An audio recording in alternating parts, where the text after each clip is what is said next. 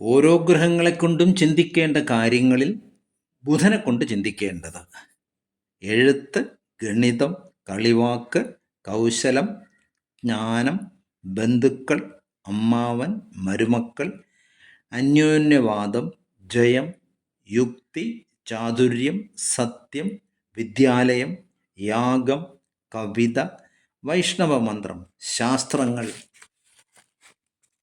മന്ത്രോപാസനാതന്ത്രങ്ങൾ, സർവവിദ്യകൾ, സ്നേഹിതന്മാർ, സതീർത്ഥ്യന്മാർ, വിദ്യാഭ്യാസത്തിന് വേണ്ടിയുള്ള അന്യദേശവാസം, ലേഖനകർമ്മം, ലേഖന സാമഗ്രികൾ, ഗുരുശിഷ്യന്മാർ, കൗമാരാവസ്ഥ, ഭാഷകൾ, കലാവിദ്യകൾ, ഗോപാലമൂർത്തി, ശ്രീകൃഷ്ണൻ, ശ്രീരാമൻ. ഇനി വ്യാഴത്തെക്കൊണ്ട് ചിന്തിക്കേണ്ടത് അറിവ്, ദയ, പുണ്യം, മക്കൾ, തപസ്, ബുദ്ധി, മാന്ത്രിക കാര്യം, കുലാചാരങ്ങൾ, നിഷ്ഠ, ഗുരുസ്ഥാന മാഹാത്മ്യം, ധാരണാശക്തി, മോക്ഷം, വേദശാസ്ത്ര പുരാണങ്ങൾ, ദേവബ്രാഹ്മണ ഭക്തി, ഐശ്വര്യം, രാജസന്താനം, പാരമ്പര്യക്രമങ്ങൾ, ഭണ്ഡാരം, വിദ്യാപ്രസിദ്ധി, യോഗാഭ്യാസം, സന്യാസം, ജ്ഞാനം, ഇന്ദ്രിയ നിഗ്രഹം, പൂജാതന്ത്രം, ബ്രഹ്മചര്യം, ഗൃഹസ്ഥാരംഭം, പഞ്ചയജ്ഞങ്ങൾ, സ്വാധ്യം, നിത്യകർമ്മം, സതീകർമ്മം, ഏകപത്നീവ്രതം,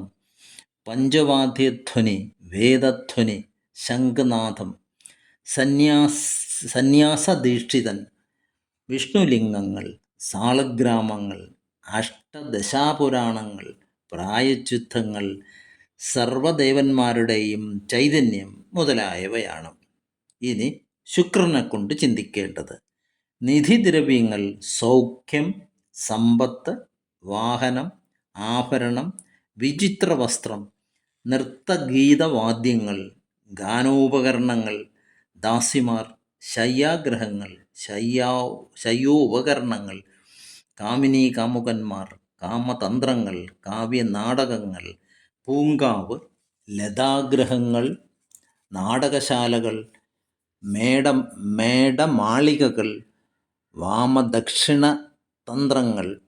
ശ്രീവിദ്യ, പരദേവത, അന്നപൂർണേശ്വരി, ലക്ഷ്മി, യക്ഷി